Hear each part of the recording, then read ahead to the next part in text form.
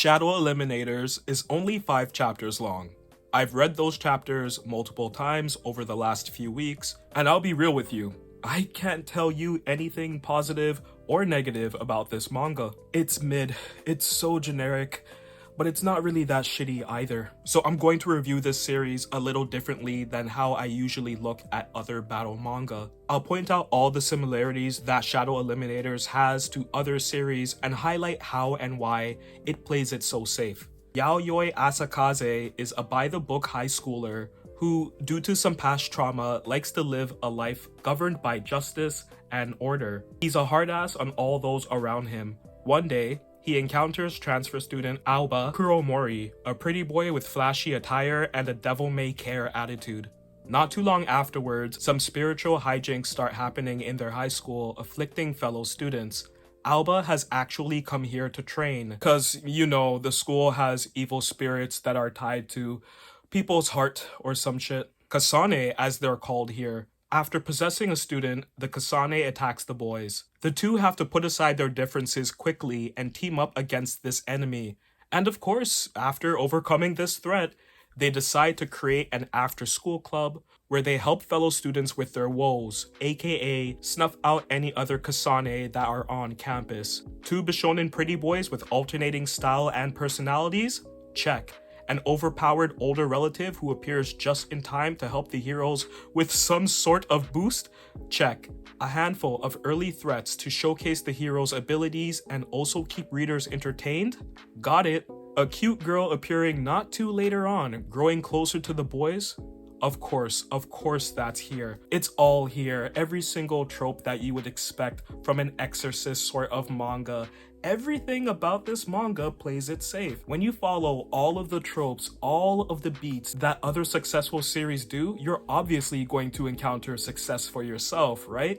There's no way Shadow Eliminators is going to be at risk of getting cancelled at any point within the next few months, right? See, with News Exorcist, the mangaka recognized that they needed to make some sort of change in order for their series to stand out. I get playing it safe, but when you're doing the same thing that every other series is doing at the same time, you're just blending in, you're not standing out. One of the flaws of Shadow Eliminators is how much shit has happened in the last 5 chapters. The first chapter especially was very convoluted. If you make your plot compelling, you do not have to make it complicated. The characters here do stand out a little bit more than early News Exorcist.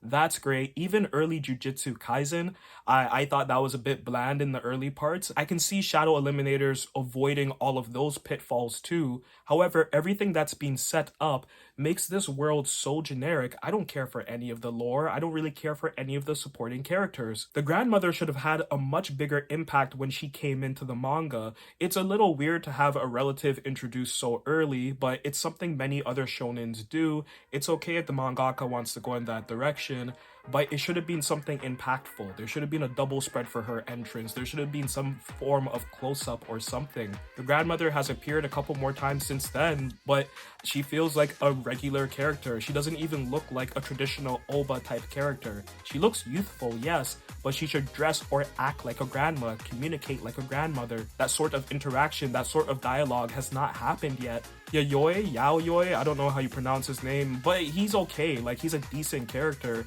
The thing is, he's just going to be gifted powers the same way it's happened in so many other series.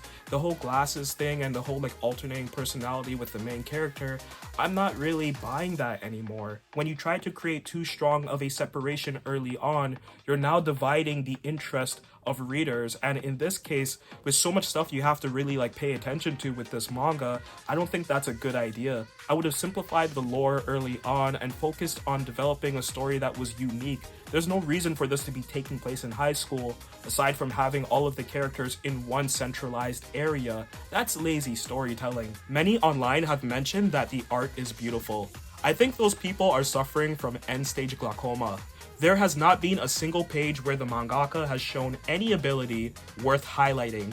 I think the bar has fallen so low for what can test as good art nowadays. Kento Amemiya is competent, even talented, yes, but they haven't done anything to win me over visually. They haven't written anything so far to keep me engaged. Still, I'm gonna hold on to this manga. I hope it's able to turn it around. I would hate to see it get cancelled, but the competition in Weekly Shonen Jump going into 2024 is still as tough as it has ever been. So fingers crossed, wishing the best for this manga. Right now though, I wouldn't blame you if you decide to skip over it. 4 out of 10.